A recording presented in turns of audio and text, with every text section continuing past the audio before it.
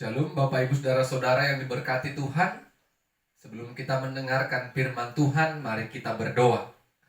Terima kasih kami ucapkan kepadamu ya Tuhan, kami bersyukur karena kasih-Mu menuntun kami untuk boleh mendengarkan kebenaran firman-Mu. Berkati kami dengan kuasa Roh Tuhan, agar firman Tuhan dapat kami mengerti bahkan kami lakukan. Dalam nama Yesus kami berdoa dan bersyukur. Amin. Bapak Ibu Saudara-saudara yang diberkati Tuhan, firman Tuhan bagi kita pada saat ini dari Lukas pasal 14 ayat 25 sampai 33. Lukas pasal 14 ayat 25 sampai 33. Kami akan membacakan firman Tuhan bagi kita. Demikianlah firman-Nya.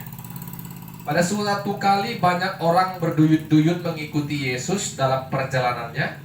Sambil berpaling ia berkata kepada mereka, "Jikalau seorang datang kepadaku dan ia tidak membenci bapaknya, ibunya, istrinya, anak-anaknya, saudaranya laki-laki atau perempuan, bahkan nyawanya sendiri, ia tidak dapat menjadi muridku. Barang siapa tidak memikul salibnya dan mengikut aku, ia tidak dapat menjadi muridku. Sebab siapakah di antara kamu yang kalau mau mendirikan sebuah menara tidak duduk dahulu membuat anggaran biayanya, kalau cukup uangnya untuk menyelesaikan pekerjaan itu, supaya jikalau ia sudah meletakkan dasarnya dan tidak dapat menyelesaikannya, jangan semua orang yang melihatnya mengejek dia." Sambil berkata, orang itu mulai mendirikan, tetapi ia tidak sanggup menyelesaikannya. Atau raja manakah yang kalau mau pergi berperang melawan raja lain, tidak duduk dahulu untuk mempertimbangkan apakah dengan 10.000 orang ia sanggup menghadapi lawan yang mendatanginya dengan 20.000 orang? Jikalau tidak, ia akan mengirim utusan selama musuh itu masih jalan untuk menanyakan syarat-syarat perdamaian. Demikianlah pula tiap-tiap orang di antara kamu yang tidak melepaskan dirinya dari segala miliknya tidak dapat menjadi muridku. Amin. Bapak Ibu Saudara-saudara yang diberkati Tuhan, tema firman Tuhan bagi kita pada saat ini, mengikut Tuhan dengan sungguh-sungguh. Mengikut Tuhan dengan sungguh-sungguh. Seorang pemimpin pasti akan berusaha semaksimal mungkin agar banyak orang-orang yang mau ikut di dalam kepemimpinannya. Orang-orang yang mau ikut berpartisipasi atas kepemimpinan yang sedang dia pimpin. Bapak Ibu Saudara-saudara, pemimpin suka pada umumnya banyak orang-orang yang mengagungkan namanya, orang-orang yang meninggikan namanya dan memuji-muji dia, dan kagum melihat setiap perkataan-perkataan yang diutarakannya. Itu kesan sebagai pemimpin dunia. Berbeda dengan Yesus. Ketika Yesus mulai dikenal oleh banyak orang di setiap daerah-daerah, namanya mulai tersiar. Bahkan firman Tuhan tadi kita baca, semua orang berduyun-duyun mengikuti Yesus. Seharusnya Yesus senang melihat banyaknya orang yang mengikuti dia. Seharusnya Yesus bangga karena pengajarannya dan mujizat bahkan perkataannya yang selama ini dia lakukan dapat menarik perhatian orang banyak sehingga mereka dengan antusias mengikuti Yesus. Tetapi Yesus tahu, Bapak Ibu Saudara-saudara, bahwa mereka yang mengikut dia, yang berduyun-duyun ini, tidaklah sungguh-sungguh mengikut dia sebagai Tuhan dan Juru Selamat. Sehingga Yesus dengan tegas mengatakan, barang siapa yang mau mengikut aku, dia harus siap dibenci oleh bapaknya, ibunya, saudaranya, keluarganya, bahkan nyawanya sendiri pun siap demi mengikut Yesus dipertaruhkan. Barang siapa yang mau mengikut aku, ia harus memikul salib dan mengikuti aku. Itu adalah perkataan Yesus dengan tegas dan keras. Karena Yesus mau orang-orang yang mengikut Dia benar-benar orang yang memprioritaskan Kristus dalam kehidupannya. Sehingga Dia katakan kepada banyak orang pada saat itu, ketika ada seseorang yang mau membangun menara, maka seseorang itu akan duduk dan merenungkan dan membuat anggaran biaya mulai dasar sampai akhirnya. Karena kalau tidak, maka bangunan itu tidak akan selesai karena kekurangan biaya. Begitu juga dengan seorang raja yang ingin berperang melawan 20.000 pasukan perang. Dan dia hanya membawa 10.000. Kalau dia tidak merenungkan apakah kekuatannya sanggup melawan yang akan dihadapinya. 10.000 melawan 20.000. Kalau dia pikir tidak sanggup, maka dia akan kirim utusannya untuk meminta syarat-syarat perdamaian. Artinya apa Bapak Ibu Saudara-saudara? Mengikut Yesus, menjadi pelayan Tuhan, harus ada pertimbangan pribadi dalam kehidupan kita. Kita gampang mengatakan aku mau mengikut Tuhan, aku mau melayani Tuhan, tetapi di tengah jalan sering kita menghadapi kendala-kendala yang membuat kita mundur dalam perkataan yang kita katakan tadi. Aku akan mengikut Tuhan. Tetapi kata Tuhan, barang siapa yang memikul salib, dialah yang mengikut aku. Terkadang Bapak Ibu Saudara-saudara, hidup tidak lepas dari yang namanya persoalan dan masalah. Baik itu dari internal dan eksternal, dari dalam diri kita dan luar diri kita. Terkadang itu yang membuat kita berhenti dan meninggalkan Kristus Yesus. Banyak tantangan dan hambatan yang harus kita lakukan. Banyak hambatan dan tantangan yang benar-benar terlihat jelas di hadapan kita. Tetapi kembali Yesus mau katakan, Yesus mau pengikut-pengikut Dia adalah orang-orang yang sungguh-sungguh memberikan hatinya dan imannya tertuju kepada Kristus sebagai Tuhan dan Juru Selamat. Bapak Ibu Saudara-saudara, kita merenungkan, mengikut Tuhan adalah bagian dari hidupku. Percaya kepada Kristus adalah bagian hidupku. Jadi apapun yang terjadi di hadapan kita, itu tidak menjadi tantangan atau hambatan bagi kita untuk setia kepada Dia, untuk setia mengikut Tuhan. Mari Bapak Ibu Saudara-saudara, kita merenungkan seperti seorang yang membangun menara tadi. Kita merenungkan seperti raja yang mau berperang tadi. Merenungkan, apakah saya bisa mengikut Tuhan? Pasti kita semua bisa kalau ada kemauan. Karena Tuhan menolong kita di tengah-tengah banyaknya tantangan yang harus kita hadapi. Jangan pernah andalkan diri kita untuk menghadapi kehidupan ini, tapi andalkan Tuhan yang ikut campur tangan di dalam kehidupan kita. Amin, kita berdoa. Tuhan, terima kasih firman-Mu mengingatkan kami kembali untuk menjadi pengikut Tuhan yang sungguh-sungguh. Ajari kami untuk setia mengikut Tuhan. Kami dapat bertahan dalam setiap persoalan dan pergumulan kehidupan kami. Tuhan menolong kami. Dalam nama Yesus kami berdoa dan bersyukur. Amin.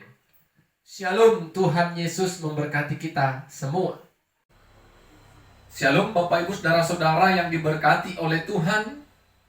Sebelum kita mendengarkan kebenaran firman Tuhan, mari kita bersatu di dalam doa. Kami puji dan muliakan nama-Mu ya Tuhan yang memberkati dan memelihara kehidupan kami. Oleh karena kasih dan kemurahan Tuhan menuntun kami untuk boleh mendengarkan kebenaran firman Tuhan.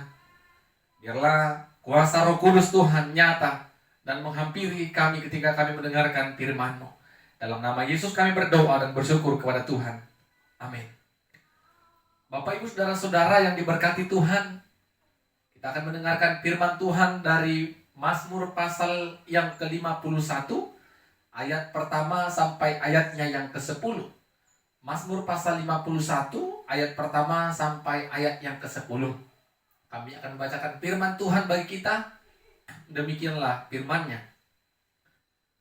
Untuk pemimpin biduan, Mazmur dari Daud. Ketika Nabi Nathan datang kepadanya setelah ia menghampiri Betseba.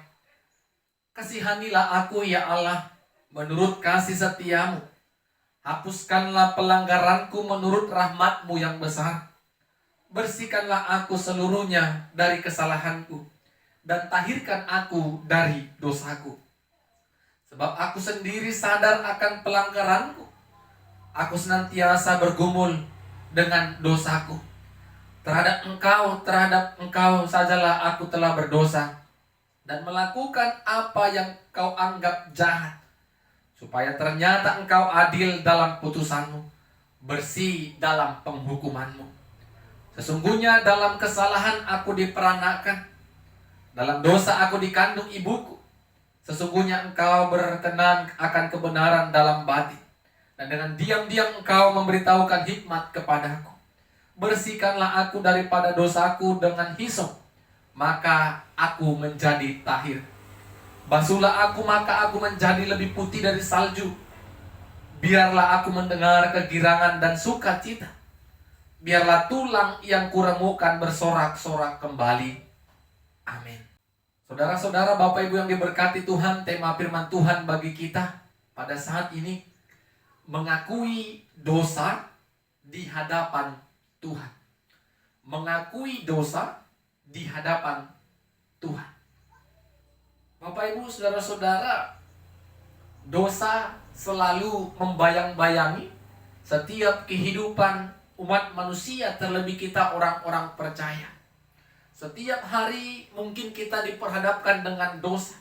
Bahkan dosa itu sering kita lakukan secara sengaja atau tidak sengaja. Bapak Ibu saudara-saudara, ada orang yang melakukan kesalahan, dia anggap itu